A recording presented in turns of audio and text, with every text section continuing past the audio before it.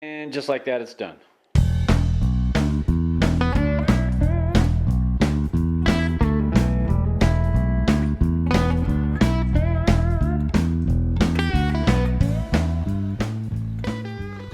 Hey, buddy. Making friends with a local wildlife here. It's a little Boots cat. This one's got a couple notches out of its ears. It's an old beat up male. Hey, buddy. You're gonna box me again, huh? We're gonna fight, aren't we? I know. What we are doing today is today we're going to put the kitchen floor in because I have help. I know this is a little bit of out of order, but the tile stuff I'm going to use that Dietra Schluter system, flooring system, which is an uncoupling membrane. I'm going to be using this large tile and stone premium polymer enriched thin set medium bed mortar. This stuff sticks to everything, which is what I want.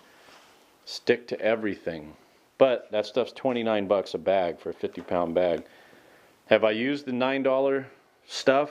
Just the regular gray custom building products thin set mortar. That's 9 bucks for a 50-pound bag. I have. Have I had problems with them? No, not really. Not that I'm aware of, anyway. I've never got a call back on that stuff. But you know what? When you get paid to do a job, and you're asked to do a job professionally, well, darn it, that's what I do. And I don't want any comebacks. So normally I would continue on with the backsplash tile, which looks to have set up quite nicely. I'm going to have to pick some of that mortar was squeezed into the brick. I went a little thick in that corner for some reason, and this corner got a little thick for some reason. But easy enough. You just come in and scratch that stuff out. I'll do it today before it's fully cured. The tiles won't move, but I'll be able to get most of that stuff out. See, my fingernail gets it out. So normally I would just have continued on. I'm about probably 60% done with the tile. This is the hard part. And then these two and a half little sections here are easy breezy. But because I have help, we're going to bang this out today. This is the underlayment we're using. You've seen this before in my videos. The Schluter system. It's good stuff. So my help finally arrived. Better late than never, huh? No comment. Just stink eye. I like to get everything kind of cut and fit first. And we're going to mix up some mortar. I do tile all the way back behind the appliances because that gives us a good consistent floor height for everything to roll in on. I'm extremely fortunate that I can take my ears out. That's what I'm fortunate about. Sorry, I'm yelling.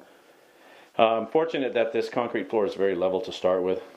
And it allows me really to seal in. I've talked about it before. I can seal in all the gaps in between the drywall and the floor. Huh, buddy? Okay. Yeah, okay. Nice, huh? I think I like it with the orange floor. What do you think? It's a keeper. Yeah, it looks good with the backsplash and the, well, I don't have all the backsplash done, but. All right, now let's dry lay out some tile and kind of see how this is going to work. Don't step on that edge. Remember, I told you to stick. Push you over.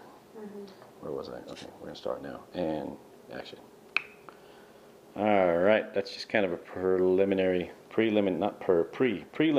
layout. I don't think they would look right going this way.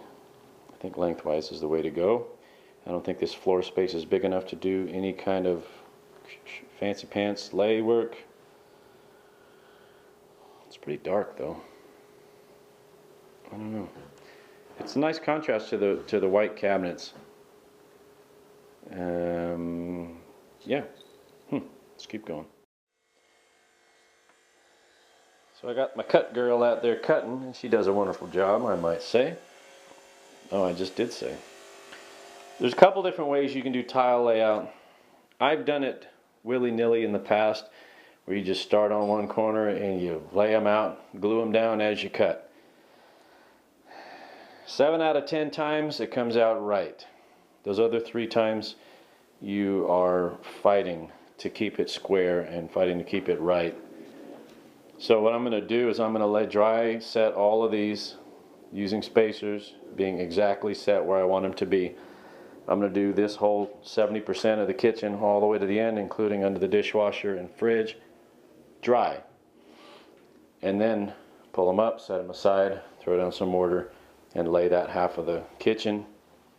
And then I'm going to come back while that's setting, and then I'll do the same thing over here and do it that way. It's all about prep. It's all about, I mean, sticking it down is easy. Any monkey can stick down tile, but you take your time getting everything cut and fit perfectly, then the job comes out right. There's your tip for the day. I forgot to mention, I also leave about 1/8 of an inch gap between the tile and the cabinets. These are all plywood cabinets. They don't move around as much as dimensional lumber does if this was a solid wood application, but there is some movement with the change of temperature and humidity, and I don't tend to grout those lines either. I just leave the line in between the cabinet and the tile open. I don't think the cabinet's going to swell enough to pop the tile. I've never had that happen personally, and back in my earlier days I would run stuff right up to everything before I kind of figured things out, and I've never been called back for anything that's popped, but I think that's just a good habit to get into. Okay, we're coming up on noon. It's time to take a lunch break. I've got my lovely assistant cutting the last 2 pieces to go underneath that toe kick. And we're going to grab a bite to eat, and then I'm going to start sticking tile down. This is good enough. Everything is staying really nice and square.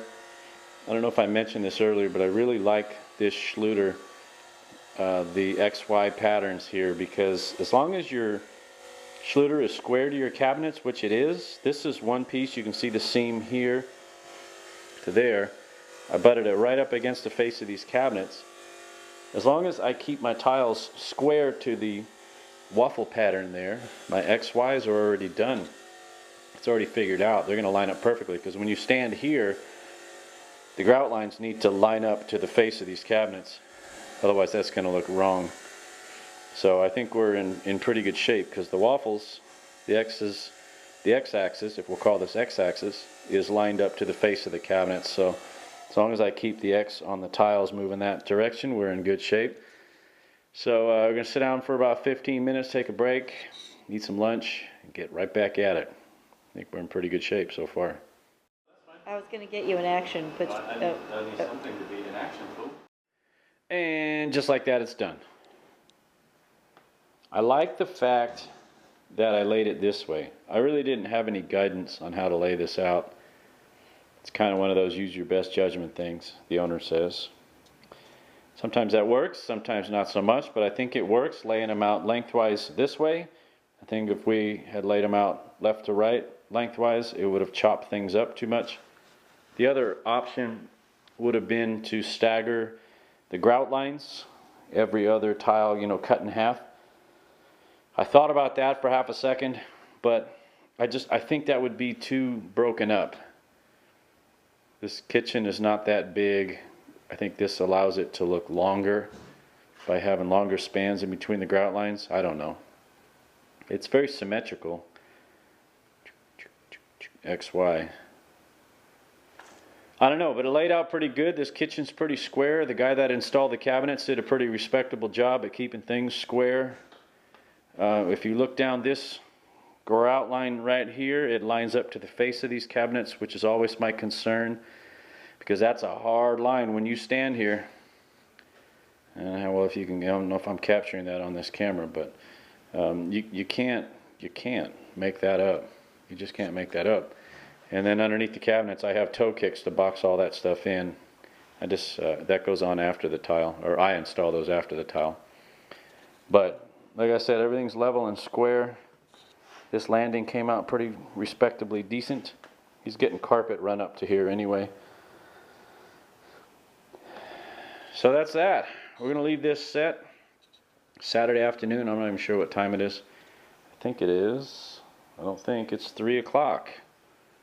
So that's not horrible. 10, 11, 12, 1, 2, 3, 6 hours total I've got into this floor with helper to get the floor cleaned, subfloor laid, the Ditra subfloor laid, and then the tile put down. I'll get in here tomorrow, Sunday, and I'll throw a tarp over this. I'm not here next week. Not here at this job next week. I'm splitting duties among several jobs. So I got to throw a tarp over here in case the plumber comes and decides he wants to put his cold air return and work on the furnace or whatever he's got to do. The Sparkies won't be back until I'm done with the backsplash. I won't be done with the backsplash. I won't be back here for at least a week. So yeah, that's where we leave it. There you go. There's the floor. Got my helper back there cleaning up. That's pretty awesome. And I'm just sitting here kind of admiring the work, looking for errors. And so far, I think it looks pretty respectable.